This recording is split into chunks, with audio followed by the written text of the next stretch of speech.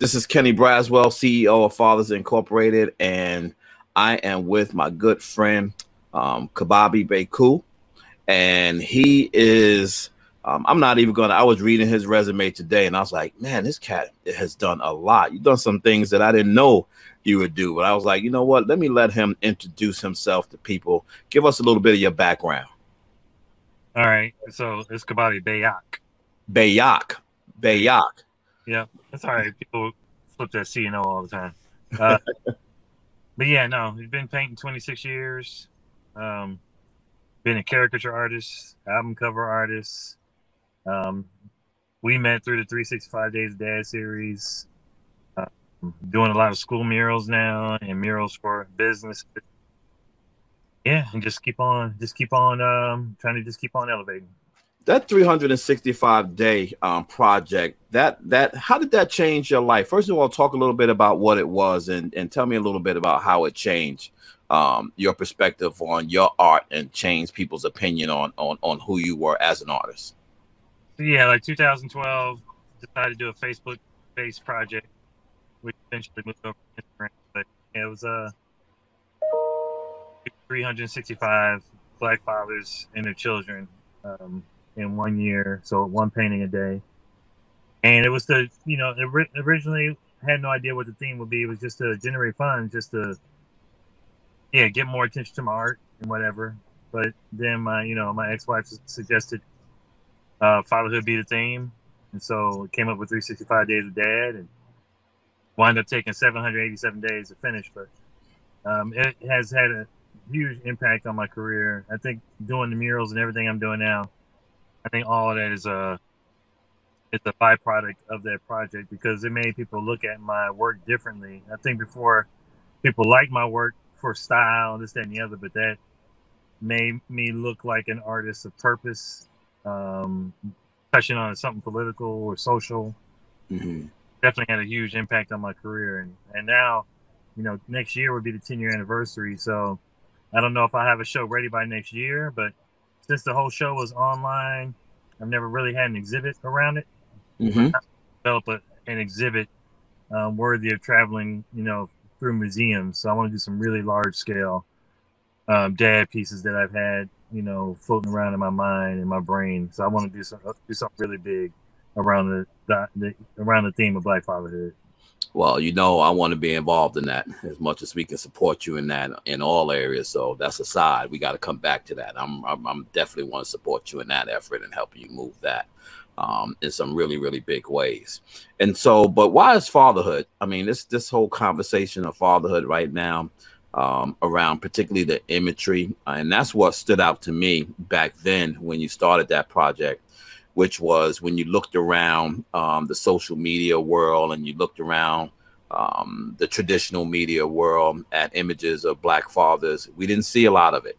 And so when I saw that particular campaign, it struck a chord in my heart, like, wow, somebody finally gets it. And we get a chance to kind of see fathers be fathers, right? And particularly Black fathers. Why did fatherhood hit a chord with you?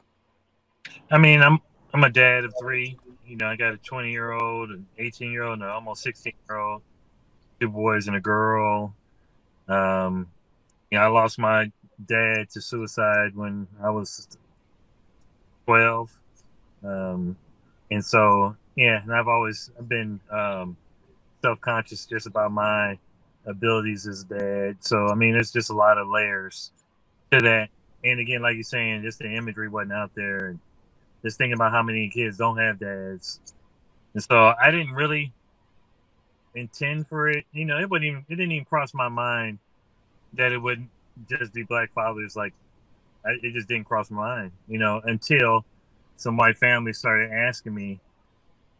And then other people were telling me, like, no, you need to make them all Black fathers. And so it just became a thing. And, I'm glad I did what I did, because, so many of our youth needed to know that there are men who are there all the time, just doing regular stuff, man. Like, nothing deep. Mm-hmm. Just one day at a time. Like, it's a metaphor for just being, for not just for the kids, but even for dads struggling, dads not having the connection with the kids. Like, it just one moment at a time. That's all it is. Just one moment at a time. And collectively they build a legacy, the trust, love, you know, the whole nine. And then you have people out there like myself, do me. Like, yeah, I wanted to see, you know, myself and my son, you know, in one of those. What do you think struck in those individuals that literally wanted to take their own imagery and see it in your art? Yeah, it was not supposed to be commission based. I mean, I didn't know what it was. I just said I'm going to do it, and I just jumped in. But yeah, it quickly became a commission based project, and people wanted to make sure that they were a part of it, that their family was a part of it. And so, yeah, people started buying dates and buying, you know, multiples. You know, they had one more than one child, or one sister in particular, you know, her husband had committed, who had, you know, fell victim to suicide as well, and she had 4 boys, so she bought 4 paintings plus one to give away. So, I mean, it touched people, and I didn't expect it, man. It just didn't. I didn't know what I was getting myself into, but it was like the best decision I ever made in my life. Wow. When you finish the 365, is there one or two of those paintings that stand out for you that were sentimental and really kind of stays in your heart even after all of the 365? Yeah, I did one of my own 2 sons at their school, and even the last one, which just is my hand like presenting the baby, and with the logo in the background. That's probably one of my favorites. And then there was one, like that one in particular wasn't commissioned. It was just a letter, and a young lady wrote me telling me that her daughter had been rejected by, you know, her dad and her grandma because she was a light-skinned child and her dad was dark-skinned, so that couldn't be her kid, even though they had paternity tests. And so that one's probably the deepest one, because I felt like I had to respond to that and create a piece based on that whole notion. There was a lot of heavy pieces in that project. You know, and in that time and span, you particularly over the last, let's say, 12 months or so during this kind of COVID, and maybe even before the last 12 months, you've done a lot of stuff around social justice, right? A lot of stuff around, particularly Me Too. There's a one that you've done that I've been meaning to call you forever for, because I want to put it up in my house. It was a little girl with a fist up like this, and it was kind of turned over a little bit. And every time I see that picture, it just reminds me of my daughters. What is it about the social justice time that we're in right now that's inspiring you to put together some of those images to represent particularly our young people, and more specifically girls? Yeah, I definitely do a lot of girls, because I still think it's still just a rough environment for women and girls in general, and Black women, girls. And yeah, I had this series. I think that series started before. I can't remember if it started before Mike Brown was killed or after, but yeah, I got a whole series of kids with their fist up, that I've worked on, that I still plan to do something big with, that I just got to get my mental space and time around working on.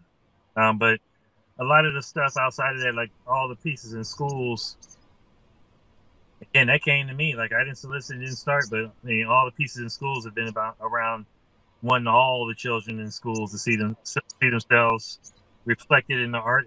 So I've been doing these large scale murals in schools that, you know, always had a child of color, Black, Asian, or whatever, as the main character, and then from there filter out as much as I can.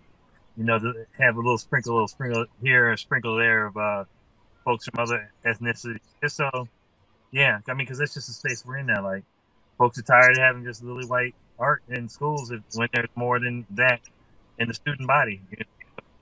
That came to me, it just fell in my lap. Like, I didn't ask for it. It just, one person asked me to do a mural, and then it just snowballed. And do you get any sleep? How many hours a day are you painting? No, I am definitely getting better at getting sleep. So I usually go to bed, 10-ish, get up at 6.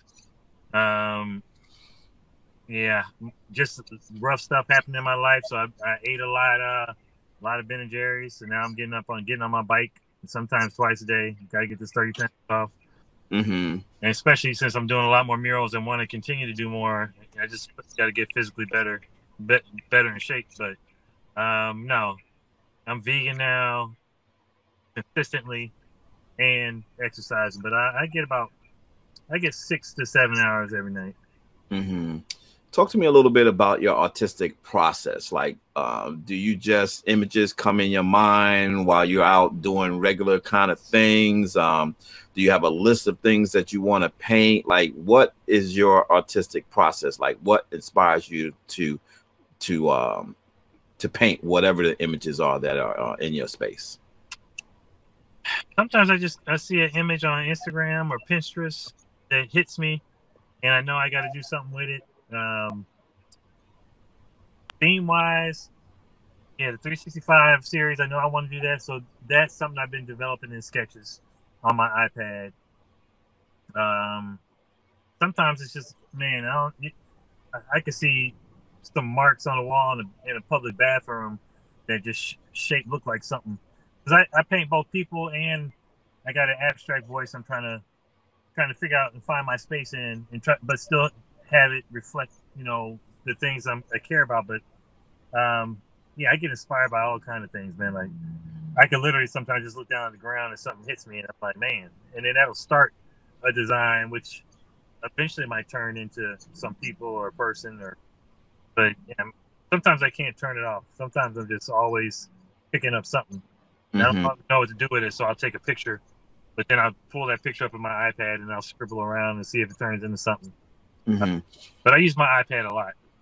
I was going to say that, with technology now, I see a lot of artists. It's kind of really, I think it's really cool that people are able to kind of draw on iPads. I can't even sign my name on the iPad and make it look like my signature. So that's the art in and of itself, just writing and drawing on your iPad or on your computer. Is there a difference between doing that for you on an iPad or on a computer and actually touching the paint and touching the canvas? I love the feel of paint. But some images for me aren't necessary to physically paint and have a canvas, because sometimes I'm thinking that there's some images that I want to do that I could just create and take them straight to print, just like movies go straight to Netflix. Like, there's some stuff that I could create and just go straight to print. And because I did it, if somebody wanted a canvas or wanted an original painting based on that, then I could do that, because that's where I'm proficient. But I'm definitely getting a lot better of doing things on my iPad. But they usually, yeah, there's still nothing like actually having a brush in my hand and wiping my hand on my clothes. Like, I still need to feel it. Wow. When you, now that, summertime is coming around, do you get outside and do more murals? Are you doing more murals and things of that sort in communities? I think if I have any outdoor ones coming up, but we have a flood wall here in St. Louis. I definitely plan to go down there more and just keep perfecting my skill, because I've really fallen in love with using cans. I want to do some real big murals, and so I want to get good with that can, where I'm creating just like I do with my brush. Not there yet, so my murals with can are a lot flatter. But they still have my touch on it. But I like to be able to just have a few more techniques. So I definitely plan on getting out and practicing. Okay, well, I'm looking for a wall here in Atlanta. I haven't found a big enough wall yet. I'm looking for the big enough wall in the right area of Atlanta. I definitely want to do a fatherhood mural here in Atlanta somewhere. I've seen a lot of murals in Atlanta. Most of them paying homage to civil rights leaders, entertainers, and sports people. But I really want to see something that highlights particularly Black men in Atlanta. But I haven't found a big enough wall yet. But I'm still looking. I think I have my eye on one, but I got to talk to somebody about it. And it's a huge wall. Okay. It's in a prominent place in Atlanta. Nice. So in June, Fathers Incorporated is celebrating a new campaign that we've launched called Fatherhood is Brotherhood. And the campaign itself was designed to really begin to bring fathers into a brotherhood and to help them understand that in order to be a great father, you need to be in a great accountability circle or a great brotherhood. That the better your accountability circle and the better your brotherhood is, the better your fatherhood will be. And the better your husbandry or your relationships, all of those things, when you got the right group of dudes around you, there's almost nothing, you can do. There's nothing you can't do. And so that campaign is designed to inspire this whole notion that fatherhood is brotherhood. I think the other piece of it is that we want men to understand that no man is an island, right? That we don't live separate from others in this space. We don't live separate from the other men in our lives, and we most definitely don't live separate spaces from the women in our lives. And so so when it first came about, I was thinking we were going to get a graphic designer and we were going to put some things together and put some images together. And when we began to put those things together, it just really wasn't hitting for me. I was like, it's not new. It's not different. It's not appealing, to my eye. And it's something that I want to see on billboards up high. And I want them to be in communities so that when people see them, they're inspired by that art. And I was sitting here doing something one night and I saw a piece of art. And it wasn't even you, but I saw the art and I thought about you. And I was like, you know what? I need to call Kuh-bob-bi and see if he's got time to help and work on a couple of pieces for us. And so I'm so thankful for the pieces that you've done. We're going to show those throughout this conversation now, on overlay so people could actually see them. But tell me a little bit about, because I wasn't there, one of the things I did want to do in this COVID season is I actually wanted to get a camera crew up there with you to get you creating some of those pieces. But talk to me a little bit about what you thought of the project as you were working with it. I mean, we talked about the audience that you were trying to have connect with the project, and so I was, thinking about likeness, and I mean, I'm thankful that you brought up certain scenarios. The fist bump came. That was one image that came just from thinking about, two cats, two different walks of life, just connecting. They have a common connection. Well, with this, one just being black men, and two possibly being fathers. Could even be brothers, but I like the anonymity that you can't say who it is. So that one really connects with me. But also, I really like the whole barbershop piece. Yeah. And again, just because I was thinking about my son, taking him to a barbershop, and him just sitting there taking it all in and listening, and all this, and just let that alone be the. I don't need to do any commentary. The experience is just you coming in and, if he wants to ask me something that he heard, hearing the banter. Yeah, so I'm really pleased with how all those pieces, they all feel different.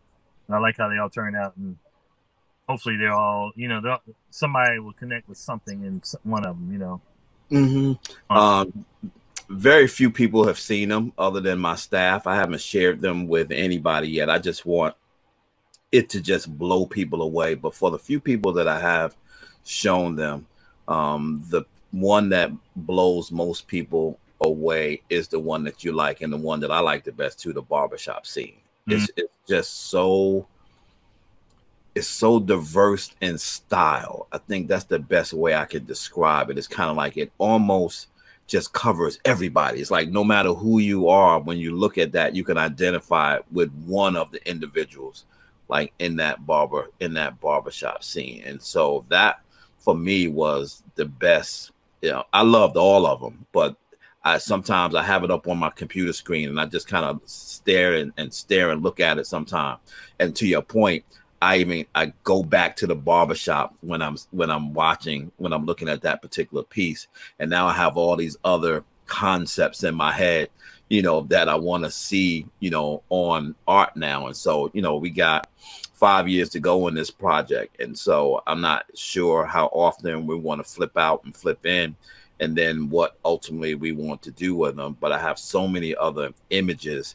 To your point, like when I'm in the car riding somewhere, driving somewhere, I'll see an image and I'll jot it down on a piece of paper, and I'm like, I got to talk to Kuh-bob-bi. I got to make sure that I put that image. Like the other day, I was going somewhere, and there was a young man with his child at the bus stop, and the baby was sitting on the bench, and he was trying to fold the cart up because the bus was coming. And when I saw that, I was just like, man, that's an image right there that is priceless. Like, I could not get my phone out fast enough. I couldn't do anything fast enough to get it. But I said, you know what? I know how to get that image. The next time we get ready to do some more of these, I got to remember that I want that scene on art. I want the picture of a young man having his baby, trying to get his act together to get on a bus, because to me, that was and that is the essence of fatherhood. When you did those pieces, did any of those kinds of things or other images come up for you that you thought would be great, you know, to really highlight this whole notion of fatherhood as brotherhood? I didn't think of that one. I think I had a few others, but I mean, images are always coming in my mind. I got some real long landscape ideas that I want to do for the show, some mural type pieces. But they would, yeah. I also, you know, having to think about the text that we needed. Mm-hmm. The campaign that definitely influences how things will line up, you know, in the composition. But yeah, I definitely had some different images that I have in my mind that I wanted to do with men together with their kids. Mm-hmm. Have you begun to think about animation? No. I think no. That's a whole nother thing. Like, and you know, that's funny you mentioned that, because what's the piece that came out when my man won the award? Oh, the hair something. Hair. They're here in the area. They're from this area. Really? Yeah. So I would definitely character design, you know, but I have no interest in doing animation, but I could see myself being animated. Okay. But I would draw draw people in my style and let somebody else take it and do their thing with it. Pull it together. How about books? Well, I'm working on a children's book. I got a few biggies coming up. Again, I got a couple children's books because they saw the 365 Days Dad series and loved my style, and they got me 2 big books. Mm-hmm. Is there anything in your career that you want to do that you haven't done yet? Or anything that you wanted to draw that you have not drawn yet? I definitely want to get 3D. I want to have some sculpture. I think Black fatherhood definitely is my lane to continue to evolve in art-wise, and I'd love to do something real dope with some clay and some metal. So I definitely like to do something 3D. And I got all those pieces I did in my series and some other stuff, sketches that I'm doing, and I got plenty of subject matter to work with. Nice. What your children think of your art? I think they dig it, but I mean, they've seen it since birth, man. So I don't think they really trip off of it.